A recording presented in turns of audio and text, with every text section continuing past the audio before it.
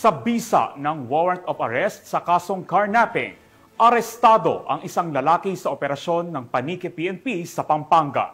Patrolwoman Janice Bulahaw sa balita.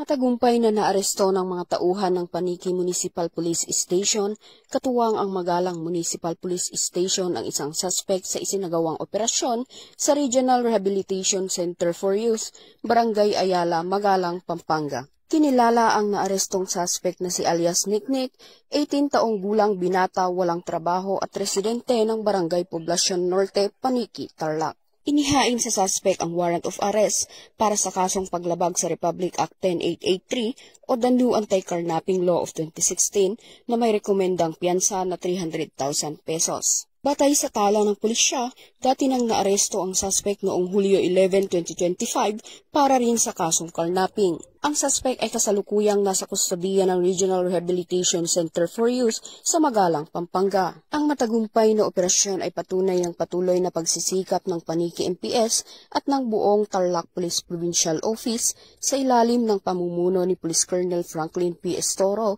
Acting Provincial Director, upang matiyak na walang makatatakas sa kamay ng batas at tuluyang masugpo ang kriminalidad sa lalawigan. Mula dito sa Police Regional Office 3, ako ang inyong PNN Correspondent, Patrolwoman Janice Bulahaw. Alagad ng batas, tagataguyod ng Balitang Pulis.